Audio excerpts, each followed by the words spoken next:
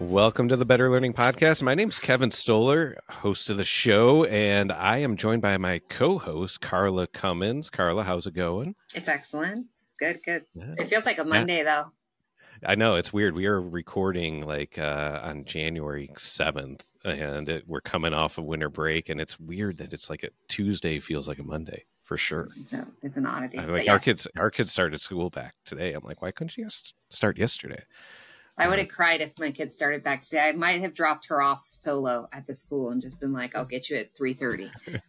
You're on your own. It's because no one in the school business likes Mondays. That's so right. Let's start on a Tuesday. We'll all have a better attitude. There you go. So Mike is here too. So Mike Duncan, do you want to give a little of your background before you started working with Battelle for Kids? Kevin. Give a little view here for the people, because Mike Duncan's going to join us as we talk about October Sky. Yeah, awesome. Yeah, my name is Mike Duncan, President and CEO of Battelle for Kids. I've been with Battelle for Kids for 2 years now, and before that, I was school superintendent in Pike County, Georgia, a small rural community about an hour south of Atlanta, for 18 years. And before that, I was a high school principal at a large urban high school in Clayton County, Georgia. And before that, I was what was I? It feels so long ago, Kevin. All the gray hair. It counts. All the gray hair you can see. Middle school assistant principal, high school assistant principal, and middle school teacher. So started teaching in the mid '90s. Started teaching at a really progressive, innovative middle school, and that's me. Yeah, and we got connected and had some great conversation. I'm like, we got to bring you in on the podcast here. And you picked the movie October Sky. I want to start right there of like, why this movie? Man, well, can I just be totally candid with you? When your producer gave me the list of all the ones you had already done, I was like, oh no. I don't know if I know any others, but I have this buddy of mine who's a movie critic, and he lives right down the street. No way. And it's Silver Screenings is his website. His name is Stephen Brown, and he's a wonderful person and a great friend of mine. And so we have brunch after church every Sunday. And I said, Stephen, I really need your help. I'm doing this podcast, and the theme to kind of have the conversation is around a movie that's, kind of tangentially related to education in school. And, hey, I have ChatGPT gave me this list of movies. Which one should I watch? And he's like, oh my gosh, man, October Sky. Like, that's a great movie. I love it. And so actually we live in a little live, work, play community here in Atlanta, and we're actually walking back from our little brunch spot, and he said, hey, stop by the house real quick, and he walked in and actually grabbed the DVD from 1999, and I was like, he has a DVD, but do you have a DVD player? No, I don't have a DVD player. I looked at him like he was a Martian. I was like, what are you talking about, man? I don't have a DVD player.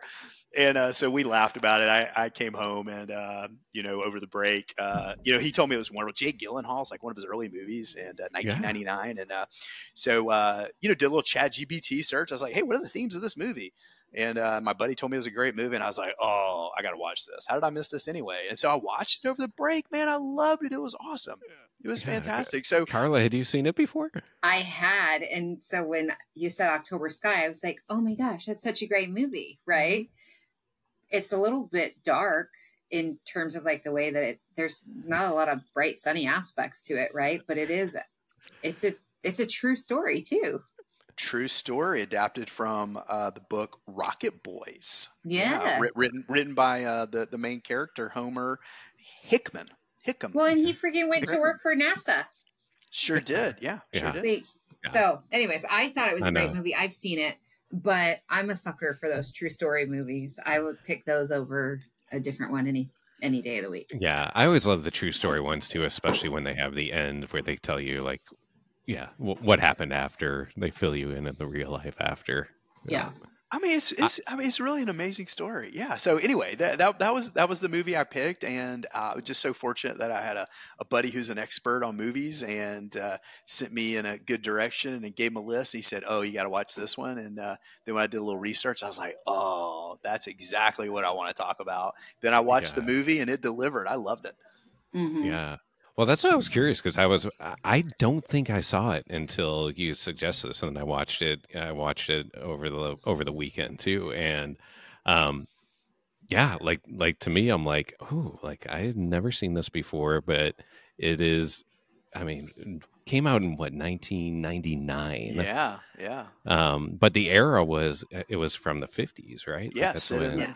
set in a West Virginia coal town back in 1957. Yeah. So that's why I was wondering. I'm like, did you have like any connection to like, did you grow up in like a mining town or anything like that? Was there like No. some like personal connection? Like, oh, that one Yeah, resonates yeah, with me. no, it wasn't. Well, I mean, I think just growing up, I certainly resonated with being in a blue collar community and having blue collar parents, and there was a lot of themes with the dynamic between the main character and the father, just around the value of work and work ethic and commitment, and so there was a lot of themes there in that relationship that definitely resonated with me. Yeah. Yeah. All right. So overall, I took a lot of notes on this movie. So it was, so one, there was like a personal connection. Was October 4th, 1957 was when Sputnik landed. So that was the first one.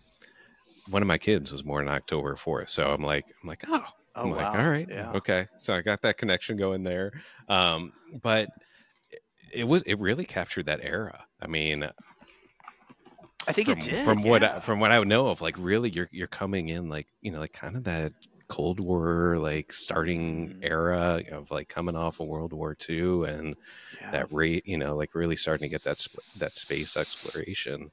And I think it felt very real. Yeah, and I think what was captivating about it was they did such a nice job of demonstrating how people were afraid and inspired at the possibility all at the same time. So it was just that cognitive dissonance of holding fear and hope together, and what might the future be like, and and inspired these young men to decide not to live in a mining town and become coal miners. Yeah. Did you guys have, like, growing up, did you have the drills where you had to go like into the hallway, and like this was like, I remember growing up in the 80s, like we had drills because if there was a bombing, we all had to like go and get in position for it. And we would go and line the hallways, and you would go on your knees and put your head up against the lockers and cover it up. Like, that was for bombs. That's for tornadoes, man. That's not bombs.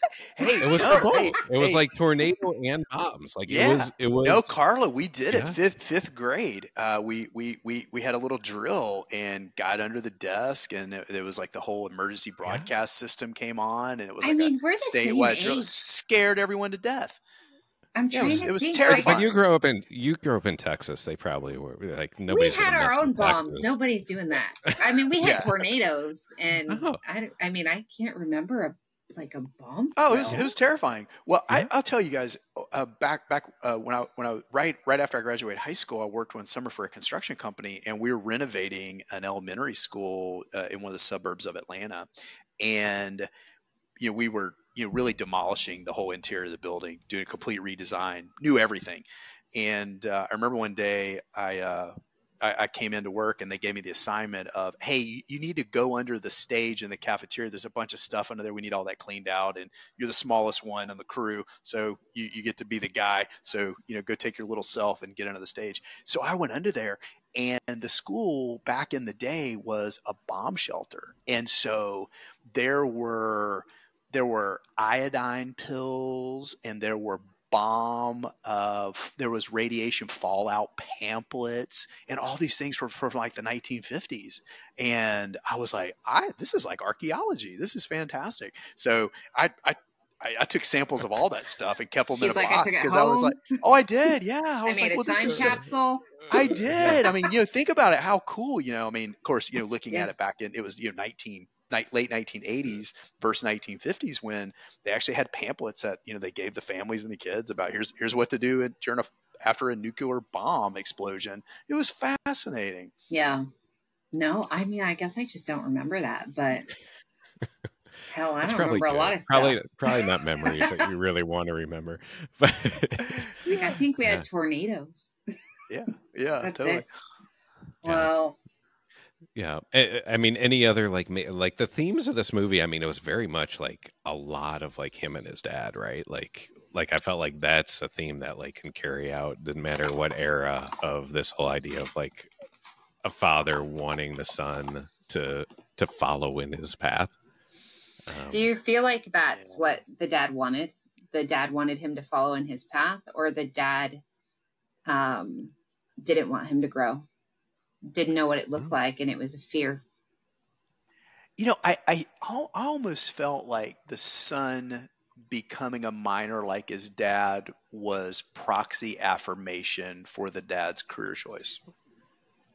Oh, that might Yeah. be. Yeah, Yeah, yeah. because It the was older like son, validation of yeah, like my work matters. yeah, And and yeah, my work matters. What I do is important. You know, because one of the things I remember the dad said in the movie was, you know, the coal that we mine makes the steel that makes those rockets you want to fly. You Yeah. know, and so I think there was just that piece of the dad that you know, wanted some affirmation, and I think that came full circle at the end of the movie when he yeah, he told the needed dad that his the dad. Yeah, scientist that you know the great scientist of the world wasn't his hero, and yeah, that was a cool moment. I got a yeah, little teary there. I gotta be honest with you. yeah, yeah. There were a lot of moments in there where you're like, oh yeah, that is.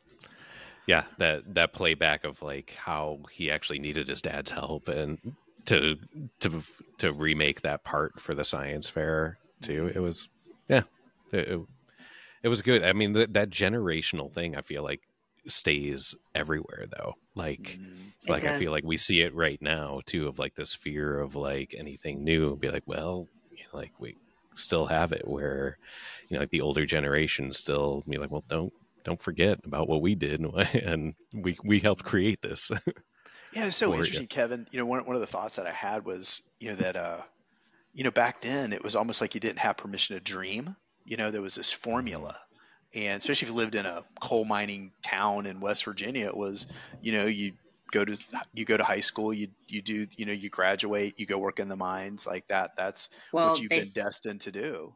yeah, You and know, they said it in there is like the best thing that you could get is a football scholarship. So you're going to leave for sports or you're going to be here, like one or hmm the other. hmm yeah, yeah. And you know, and I think that's probably a huge difference between then and now because I think more so now in our culture, probably because of social media and the celebrity of innovators, that there is permission to dream, and I think sometimes I've almost wondered that, you know, we this whole generation growing up, you know, as a parent, you know, we spent their whole entire lives saying, you know, go to school, work hard, find your passion, find your dream, change the world.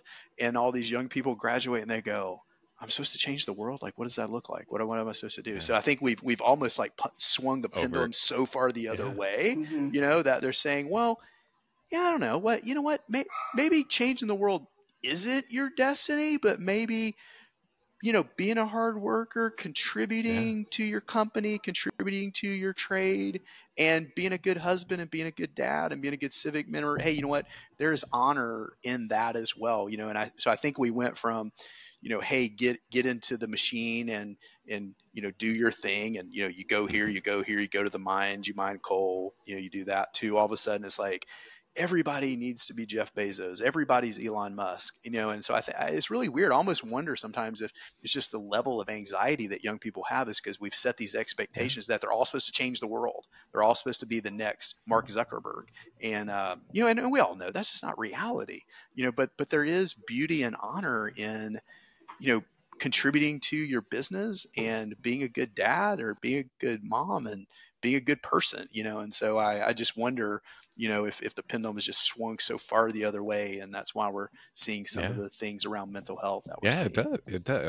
I think the mental health, but you also feel like it's coming back to where there is a lot more focus on like CTE and making sure like, hey, the trades are actually in really high demand right now, and it Yeah. doesn't need to be like trades or college. Like it could be a combination and not just like a or option. It's be like and an option. Yeah, Mm-hmm. And exactly. yeah, but I agree. Like I feel like part of that push was like to say like, yeah, we need to make sure that everyone's prepared for college and going more that level. And now we're seeing it more coming back and be like, no, like there's a lot of value in the trades. Yeah. Well, Yeah, and not yeah. all kids are equipped for college, right? So to be able to acknowledge that and celebrate that and know that they can be just as successful if they put their mind to it. Like it is what it is. Yeah. One of the things that really resonated to me was even in the 1999 movie, looking back at a 1957 schoolhouse, one of the things that still rang true to me was curiosity and inquiry is still not greatly honored in today's public schools. And so, Yeah. students are now finding that creative outlet. They're finding the time to engage in inquiry and curiosity outside of school, and it's not necessarily being nurtured inside of school. And so I thought, well, that's really one thing that hasn't really changed a lot, right? You go to school and you just march through what they tell you to do, and in a lot of ways we're still not doing a great job of cultivating curiosity with young people. That's so true. For sure. Yep. Yeah, that was one of my notes too. Here's that classroom, like the first classroom scene is like the most typical classroom that you see. And I know, and it's still prominent today. There are still a lot of schools that are set up very similarly and would. Yeah. I thought one of the interesting differences was that I think today the really high achievers and the kids that are really out there, doing really, really interesting academic work, maybe that's in the career tech field, maybe that's with science fair projects. There does seem to be a little more of a shift toward celebrity around high academics, where, for so long it was just athletics. But I do think that's one of the things that we are doing a much better job of, is honoring and recognizing high academic achievement. And so I think that probably wasn't very honored in that era, at least in that kind of rural setting. Whereas I have seen examples all over the country where communities are, and not just the valedictorian and salutatorian, but honoring the academic achievements of kids across the board, once again, whether that's science fair or academic competitions and things like that. And even some of the things, to the point that curiosity is not really honored in school, that they have to find outlets outside of school to curate their passion and curiosity, that things that kids do outside of school that they're passionate about, they're curious about, that they go deep down the rabbit hole with. Now there's mechanisms for them to get affirmed and rewarded by their peers through social media. And so there's that does seem like a really, in some ways it's the same, and then in some ways it's very, very different than being in a mining town in the late 1950s. Yeah, that's true. Yeah.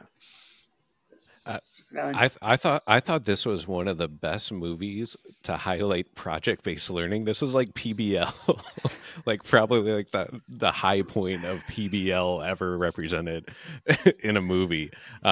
Just the fact that like this is exactly what it's right. It's like you have a project, you work in a group, and you really do a deep dive, and then you have this like public showing of it where people can see the work that you just worked on. I'm like I can't think of another movie where yeah, if you want an advertisement for project-based learning, that'd be a great movie to show everybody at your conference. The other thing, Kevin Carlo, that I also thought about it was, not only, kind of the project-based nature of this group of young people that get inspired by seeing the Sputnik launch and decide that there has to be more to life than going into the coal mines. And so they're trying to find their way out. None of these young people are going to do it through athletics. And so they have this, this idea of building their own rocket and entering the science fair, and the winners of the science fair, they get these scholarships, and that's their ticket out, right? So much like being a part of an athletic team where they practice and get better, and they hopefully get scholarships and go off to college. They did that through building rockets. And what really struck me was just the idea of self-directed learning, and how there were just so many components of self-direction, much is deeply embedded in project-based learning as well, that was just there. They were goal setting. They were resourceful. They were persevering through challenges. They had a lot of autonomy. They were reflecting on what went wrong. They were collaborating not only with one another, but they were finding other people to collaborate with when they didn't have the skills to do what needed to be done. So, to me, it could also be a movie that elevated the importance of self-directed learning. Yeah. And it demonstrated that as well. So I thought that was fascinating, and that's something that at Patel for Kids we're deeply passionate about, is creating the conditions for students to be self-directed in their learning environments, and what does a more student-centered learning environment look like. And so so that really resonated with me as I was watching the movie. I was just thinking about the tenets of self-directed learning. I was just checking them off the box, right? I was just like, oh, there it is, cool. there it is, there it is. Yeah, so that was kind of cool too. Yeah. Nice. Well, and I think too, the other thing is that one person's goal, right? Because it was Jake Gyllenhaal who was like, I'm going to go build a rocket, or I'm going to do this. And the passion he brought into it really brought in all of those other kids and community. And so one person could make a huge difference in terms of hope, perseverance, like perspective within an area. And it was him who was like, well, I'm going to do this. And it was a weird announcement at that dinner where he's like, I'm going to build a rocket. And his family looked at him and they're like, okay, good point. That's not what we were talking about. We were talking about football. Where the hell did you come from? Yeah. But from that point forward, you knew he was going to do it. Yeah, that was it. Well, and I think what was really fun for me was seeing the relationship between the teacher and the boys and the character, Homer himself, was that she played a very indirect role, right? Like she was the encourager, but she was also the challenger. And I remember there was one quote in the movie that just really stuck out to me. And she said, "You can't dream your way out of coal wood." I was like, oh yeah, because there's a lot of young people. There's a lot of young people sitting at home, just on the internet. About it. Yeah. And they're just dreaming about all the things they want to do in this world. Yeah. But dreaming doesn't get you out of coal wood. You got to do something. You got to set a goal. You gotta determine a pathway, and then you gotta believe in yourself, and you gotta grind every day to achieve it. And so, to me, when I paused that when that part came up in the movie, when he was kind of ambivalent about, after he had some struggles, if he was going to keep trying to persevere. And then she said, you're not going to dream your way out of coal wood, And so I think that bias toward action, and I think we see that with a lot of our young people, right? That failure to launch, that they have these big dreams, but they don't know how to take that next step. They don't have that confidence, that agency to say, all right, well, I'd really like to do this, but I got to start somewhere. And, and I think for me, and something that, I think we've just, not only have we engineered curiosity out of schools, but we don't create schools as a place for productive failure. And failure is a part of learning, but we've engineered failure out of schools. And so if there's not opportunities to fail and reflect, does learning ever really take place? Right. And and it was just beautiful how throughout the movie they had hundreds and thousands of iterations because things just kept failing, but they didn't quit. Yep. And they just kept going, and they kept asking, and they kept learning, and they just kept going, and they kept going. Because, at the end of the day, just don't quit. I think that would be my advice for young people. It's like, you have a dream. Here's my advice. Just don't quit. Yeah. Just don't quit. I mean, it's the whole thing around Thomas Edison with the light bulb. It's like, the whole idea of, and I can't remember the number of I didn't fail. I just found 1,000 ways to not invent a light bulb. Yeah. To not invent a light bulb. I've never heard that one. I totally messed it up. But the essence of it is it took him that many times of failing to get to the point where he was able to figure out how to make it work. Yeah. I had this this great opportunity, Kevin, over the last decade or so. I grew up kind of a high school wrestler or football player kind of thing. And so as an adult, me and my wife were doing a lot of running, and I was like, this is boring. I don't really like running. And so I found this Brazilian jiu-jitsu gym in my community. I finished this little road race and I got back to the hotel and I told my wife, I was like, this is boring me to death. I got to find something different. And I heard about this jujitsu stuff. I don't even know how to spell it. And so I found this little gym and I went the next week. I showed up on a Monday and I stayed for 13 years. And the people who go from beginning Brazilian Jiu-Jitsu to earning a black belt in Brazilian Jiu-Jitsu, typically that's, a 10 or more year journey. And so I was talking with my coach one day and he said, do you know what the difference between someone who's a blue belt, which is like the second level, and a black belt? And I was like, well, I'm sure there's a lot of difference. He said, really, there's only one. The black belt didn't quit. Just don't quit.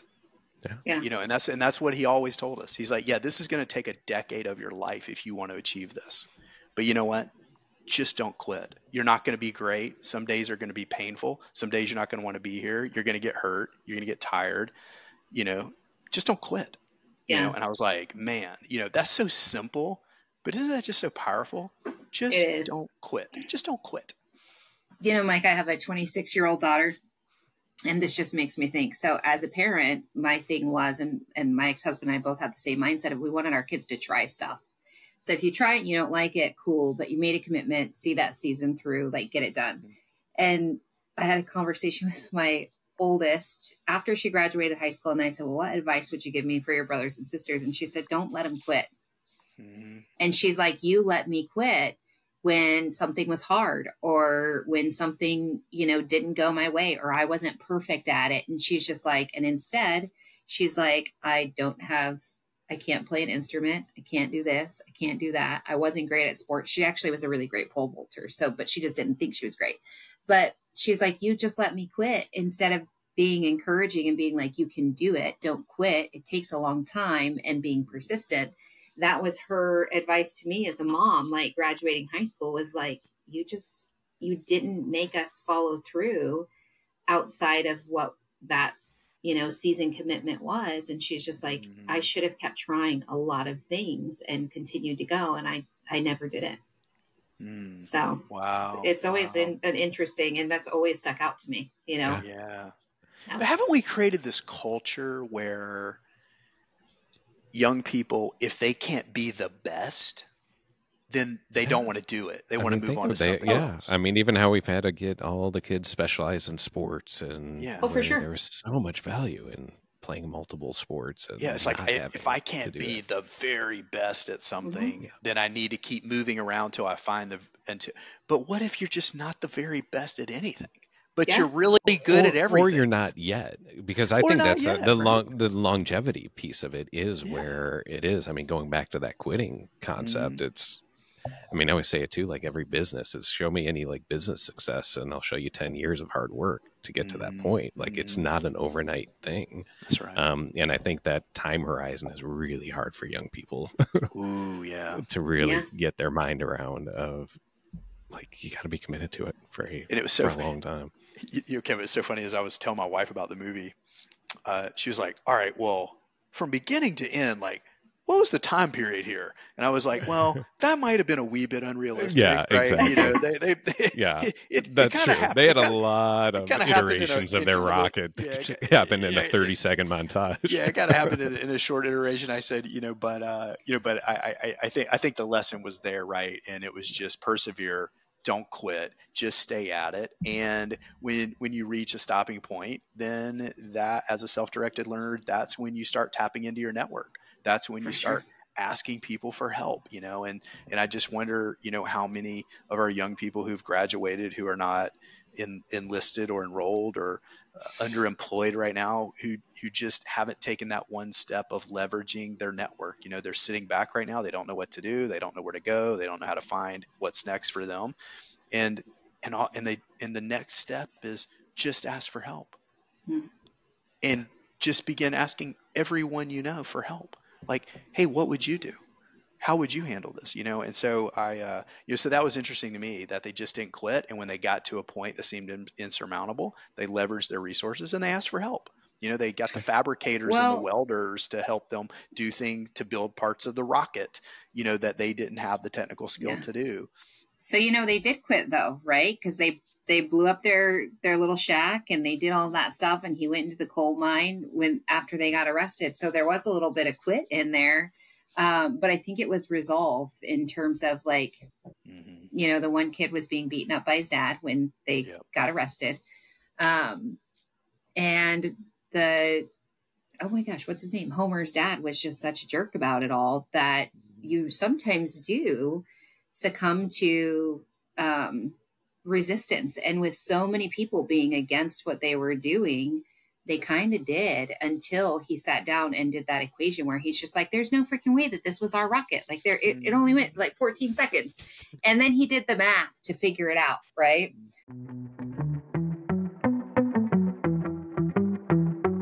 Have you ever wondered how a simple change in your classroom can revolutionize learning? At K-12, we believe the physical space is key. When we partnered with Gary Community Schools in Indiana, something incredible happened. Their classrooms were outdated and uninspiring. Using our radically student-centered approach, we reimagined their spaces. The transformation was nothing short of amazing. Teachers saw immediate results, students came back from winter break excited, more engaged, collaboration increased, and overall performance improved. One student even shared, "We have new furniture, it's like Christmas all over again." On the first day back, local media came in to cover the story, capturing the joy and excitement of students discovering their new learning environments. See how we can transform your school today. Visit kay-twelve.com to learn more about our innovative approach. K-12, because every student deserves an inspiring place to learn. Visit kay-twelve.com today.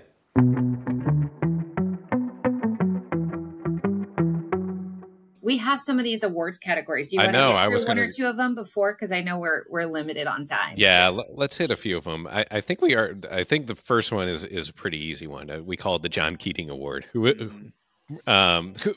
the standout teacher in here? This teacher. I mean, Miss Riley. Pretty much only one, right? Miss Riley. Yeah, she was it. Yeah, Laura Dern, great performance. That was one of her earliest. It sure was. Yeah, it sure was. Yeah. So there's the welder too, though. I mean, not all teachers come in front of a classroom. And so who was the guy? He brought the two boys. Golly, I can't remember. And I did keep notes too, but he brought the two boys to see him shoot off the rockets. And then he was the one who fabricated the bottom of the rocket for him in that last minute. So his character Mr. Turner. too. Thank you. Yeah. I mean, he was a teacher as well, right? Like, absolutely. We'll help you figure it out. Let's just keep going. And so I think there were two, maybe. Yeah, isn't that a great point? Not every teacher has the title teacher, right? Yeah, And I think there's such a big movement kind of out there now about third spaces and how young people can grow and learn and develop important, durable skills in those third spaces that are out in the community. So not every teacher has the title teacher. Yeah, that's a good one. Actually, I'm going to go with you, Carla. I'm going to vote there, even though, I mean, it definitely tried to highlight, Laura Dern's character as like the teacher. Actually, Mike, before I move it, I'd like to get your perspective on this. A lot of these movies set the administration as like almost like the protagonist on there, and this one kind of did too. It was always, like the teacher and the student up again. Like, how real is that? Like, did you feel that way when you were sitting in an administrative role? I think the traditional role of school principals, especially at the high school level, has been to maintain order. And so I think that has historically been the role. And I think even today, when you walk in, especially secondary schools, the quality of the leadership often is a proxy of the level of order that is achieved in the school. But is it order at the expense of learning? Is it compliance at the expense of curiosity? And I think that's true. And I think, even from the superintendent level, looking at principals, there is a certain level of chaos you don't want to have in your school, but there is a certain level of chaos that you need to have for there to be a vibrant, rich learning environment. And so how do you as a leader articulate that balance between order and creative chaos and that lack of structure. And so, and I've always remembered, and we've heard this analogy so many times over the years, is that, our school buildings look more like prisons than they look like places of inquiry and learning and curiosity. Yeah. Yeah. So yeah, All so right. I think, plus, Yeah. principals, people that rise to that position, they have a certain countenance about them a lot of times. Yeah. Well, I think that one was a little different too, because the school was owned by the mine, right? So everyone in there realistically worked for the mining company. And so the principal's goal was to teach miners. And as soon as Homer was unenrolling in school, in order, number one, he was a kid and he got to make that decision by himself. I don't know if anyone else realized that. But he was like, this is good work. This is what you should be doing. He's like, this is why we're here. Yeah, this is what we do. honorable. And I was like, golly, okay. Yeah. But that was his job. Yeah. In a sense. I just feel bad. I feel bad because I feel like, and I think I said the antagonist is typically, like in a lot of these movies, it's set up that way, where it is like the principal or the administrator is like the bad guy. And there's more of like what I would say is more like the road teacher, who's the one who is like really passionate and cares about the kids. And I just feel bad because I know a lot of really great school leaders that do not have that mindset. Exactly, but a lot of times they kind of get shown a different way in these movies here. All right, we're gonna skip ahead here because Carla, is there any that you really want to hit? I would say like the substitute. I always like this one. If you were going to recast any of the main roles, would you recast anyone differently? I mean, I will just say Chris Cooper is like the perfect dad. He's for great. That role. I'm like, that is like his role. But any other roles that you would swap someone out? I'm the worst with this. I don't know TV people. I'm like Jake Gyllenhaal. I just had a super big crush on him, so it was great. I mean, no, I don't know. I liked the redheaded kid he was with great. the glasses and, just your iconic nerd. But I don't think I would. The dad was a great character. I mean, just with his roles that he's played, I can't think of anyone. Maybe one of the girls in the movie, but they were such behind the scenes type of thing. It wouldn't require a bigger actor to do it, but no, the mom could have been a little bit better. Who I picture is, Sweet Home Alabama. There's the girl who has the baby in the bar. That's who I picture as the mom every single time she was talking. And I don't know her name though. Yeah. Mike, you laugh. You're like, you got a baby in a bar. Come on. You know that. Yeah. There was nobody for me that really jumped out that I would have changed in a recast. Yeah. I felt like they did a pretty good job in that. Yeah. I kept thinking like Jake Gyllenhaal, because I mean he was like a child actor at that point, and I'm like, so I looked him up. I'm like, he was in, I don't know if you've seen the movie City Slickers. Billy Crystal. I love that movie. Like I would love to do that movie sometime on this, because there is a classroom scene in that movie, but he's like Billy Crystal's kid, and I think that was like his first like major acting. Oh wow! Like, no, I didn't know that. Yeah, no, I didn't know that. But it was a great cast, I thought. Yeah, they did a good job. Yeah, really great cast. Yeah, Carla, do you want to hit in the other ones, or you want me to move to another category here? You can move to another category. I mean, I always like the one-liner though. Like, all right, let's hear the one-liner. Was there a good one-line? Like anything that stood out as most memorable or funny, or like a heartfelt quote? I wrote down a few for this category. Well, I think it was the teacher's quote who said the rocket won't fly unless somebody lights the fuse, right? That basically like someone's going to do it. So it's going to be you or someone else. Like you make it you, right? I had the teacher, Miss Riley had, "I'm proud of you, whatever you choose." Like just how powerful that statement is to say to a kid. I had the mom when he said, because I do think that I'm going to build a rocket. Like that was like a big turning point. And then the mom's reaction is, well, just don't blow yourself up. That's every With mom's her- reaction. Yeah.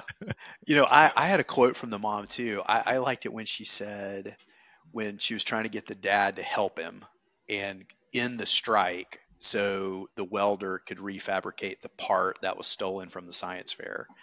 And she said, if you don't help him, I'm going to leave you. And then he says, well, where are you going to go? And she says, I will go live in a tree if you don't help that boy, you know? And so I was like, that was, she wasn't a strong character, but in that moment you could just feel that motherly instinct was, this is a defining moment right now. And I will do whatever I have to do to force you to help this boy achieve his dream. And so I love that. I will go live in a tree to get away from you if you don't help him. So I thought that was a beautiful moment. So I only had one other that I had written down, and it was Homer was standing outside the thing, and he said to his dad, he's like, I may not be the best, but I've come to believe I've got it in me to be somebody in this world, right? I think that one was a really great one. And I think that was the same time the conversation is like, you know, you got to talk to this, you know, whoever it was that he idolized, and the dad failed to see, like, his dad idolized him. You know, when he came out of that mine in the very beginning of the movie, he was like, that's my dad, right? That's his hero. So, yeah. Yeah. The only other line I had in there too was when Homer's getting, you know, like telling his dad, the coal mine is your life, not mine. Of like, that was just kind of that defining moment. It was so clear. I feel like to everyone else of like, yeah, the dad, like that's where he found his worth and where he felt like he was made for that. And it's clear was not where Homer was supposed to be. No, not at all. There was a lot of powerful one-liners in the movie, I thought. There were. There really were. Yeah. I mean, really well written. The other other category is we call it the homecoming scene. We need a better name for this category. If you guys have any ideas. But it's basically, it's like that iconic like moment, like whether it's like, you know, the rallying at the, you know, at homecoming or like a game. In this one, I had a couple, whether it's the science fair or the other one. I thought it was when he goes to the chalkboard with the principal in there and he shows the diagram with the formula, and that was like the turning point. That's like when the principal came around like to his side. But were there any other like you learn more in the coal mine than you did in the classroom? Like, why are you here? Right? Because he did that math while he was in the coal mine based on from the book that the teacher had given him. So it's silly, but you know, the scene where I don't even know the girl's name, the girl with the ponytail he had a crush on that he was always staring at in class, right? And where they at a dance or something, and she came walking in and he saw her and he was all excited. And then she ends up with the dang brother. And so he goes off with the other girl. I think that was kind of a defining moment too, to recognize like, well, not all things that we want are actually things that are right for us. And in the end, she tried to come up to him and he just went, you know, with the other girl too. So. Yeah. Mike, anything to add on that one? Yeah, I think for me, I think that, you know, just that moment where his dad put his arm around him and launched the rocket, you know, just kind of that crescendo moment of the whole movie that brought everything, you know, that put the bow on everything. You know, I thought that was a really beautiful scene. Yeah. It was fabulous. Awesome. Well, I know we're coming up on time here, but Mike, with Battelle for Kids, I mean, what's the latest for you? I mean, for the people who are not familiar with Battelle for Kids, correct me if I'm wrong, but what always stands out to me is like really driving home that idea of portrait of a graduate in there, but there's so much more. Do you want to give a little bit? Oh yeah. Yeah, thanks a lot, Kevin. Yeah, we're widely known of being the Portrait of a Graduate people, but we're so much more than that. We were really one of the instigators of the Portrait of a Graduate movement many years ago.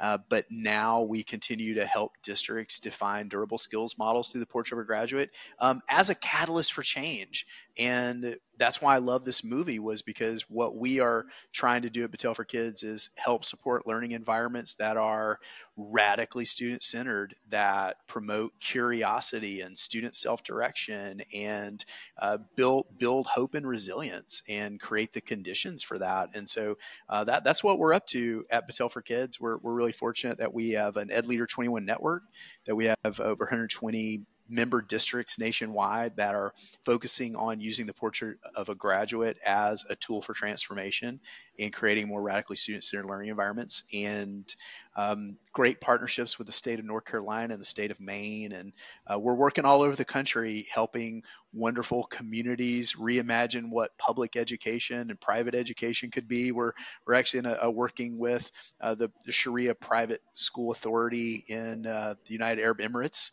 to help them reimagine their school districts. We're working in Brazil, and so it's a really exciting time at Battelle for Kids.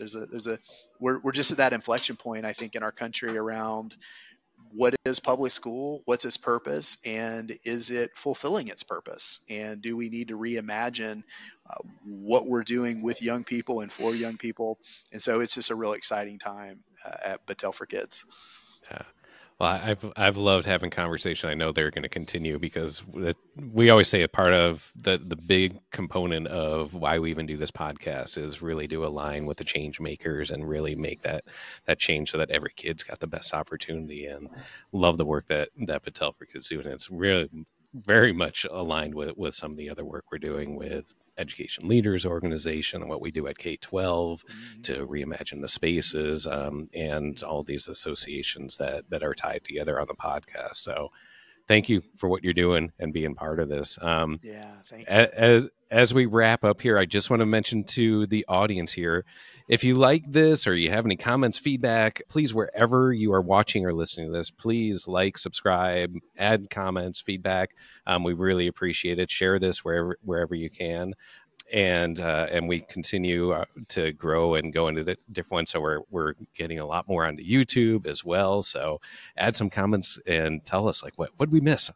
Whether it's on October Sky or anything on here. And betterlearningpodcast.com is our hub for all this. So if you would want to be a guest or have suggestions on movies or topics, we really take those to heart and go through that in our production meetings. So, but Carla, Mike, thanks. It's always fun. It's always fun going through this. Hey, thanks a lot. I really appreciate it. The Better Learning Podcast is produced by Matt Rogers and edited by Kelly Jones. The views and opinions shared on this podcast are those of the individual speaking and do not necessarily represent the perspectives of their affiliated companies, organizations, or associations.